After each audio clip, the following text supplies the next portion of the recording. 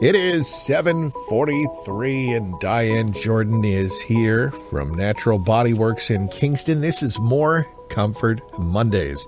It's our Monday segment all about how to create more comfort in your body, your mind, and your soul. Diane, good morning. Good morning. All right, well, welcome in on this frigid, cold, bitter Monday morning. And this week's topic, cold hands and feet. Yeah. We don't like that. Definitely Most fitting. people don't like that. I don't think that people like it, no. No, when your hands are cold and your feet are cold, that's not a good thing. All right. Yeah, and we expect to have cold extremities in the winter. If we're not using good gloves, mittens, socks, warm shoes, or boots outside. But what about when we're inside and the heat is on? Okay. Sometimes people have very uncomfortably cold hands and feet, especially fingers and toes, even with warm socks, slippers, and the heat on. So even if the heat is only set at 68, we should still not have uncomfortably cold hands and feet. 68 would be a temperature that would be comfortable in the spring, summer, and even in the fall. But in the winter, many people experience uncomfortably cold extremities, even with the heat set there. Okay. Yeah, so one specific condition associated with very uncomfortable cold fingers and toes is called Raynaud's syndrome. Okay. This is a condition which mostly affects fingers and toes where the blood vessels constrict and reduce blood flow to the area.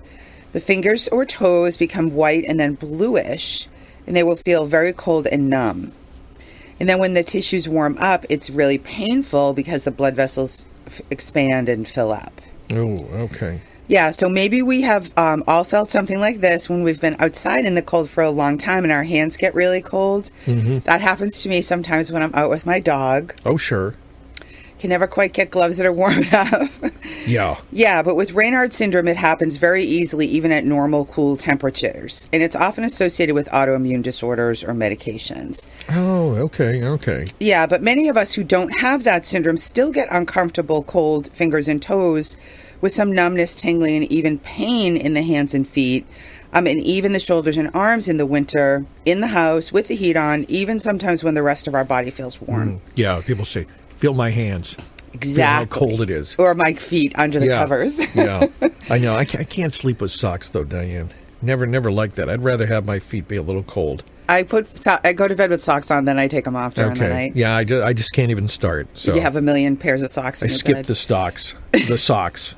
I don't go there. But yeah, I know that circulation. I remember later on, I think, did they have socks that help with that? I remember my grandfather thought had some kind of sock that was supposed to help with blood circulation. I don't know if that was related to diabetes or... They have compression socks, yeah. So okay. It's supposed to keep the fluid out. Okay. From building up, which fluid buildup would block blood circulation. Okay, and that's all about blood circulation, right, for these things? Yeah. Okay. Yeah. So because it's our circulation naturally slows in the winter. Yeah. Okay. And our body naturally conserves heat at our core and focuses around our heart and lungs. Okay. But if we're noticing that even in the house we have really cold fingers and toes and numbness and tingling, this means we're not doing enough to keep our blood circulating. Okay. So it's really important, especially in winter, to keep our circulation healthy by moving and stretching our muscles and joints. Keep moving. And we can do this with regular exercise. Yep. Weight training will help our muscles and joints be lubricated and more efficient in processing circulation. Cardio circulates blood systemically. That means through our whole body. So cardio is really good. It also gets us to sweat, which will release toxins that build up from stagnant circulation. All right, that's a good idea. Which brings me to another reason why we can, way that we can experience. Sorry, I lost my place. No, that's okay. All right, so you were saying there's another reason for this too, right? Yes, and this can be from toxins in our body. Okay. Yeah, so when we're eating and drinking a lot of not so healthy things, especially during party season. Oh, yeah. This actually messes up our circulation. And again, more in winter than in summer, and that's because we're not moving, we're not sweating to help release some of those excess toxins. Plus, it's just more common this time of year we eat and drink not as healthy. And of course, one of the best ways to increase our circulation and release toxins is through massage. Massage creates the most efficient and quickest circulation of blood flow and release of toxins from the muscle tissues. Actually pushes toxins out of the muscles and so that they can be processed through the body and then released. Plus, our massage tables are heated. Oh, that's good. Okay, yeah. Yeah, and there's so many benefits. Probably don't want to leave after that. People don't want to leave. No. Sometimes they fall asleep on the table. Yeah, it's a heated table, I mean, yeah. And then when the massage is over and we leave the room and the client doesn't come out after 5 minutes, like knocking on the door, are you awake? Yeah. Get out of here. Okay, no. Yeah, there's so many benefits to massage during the cold weather. I probably talk about that like as a topic some point every winter, and I'm sure I'll come back to it. Okay.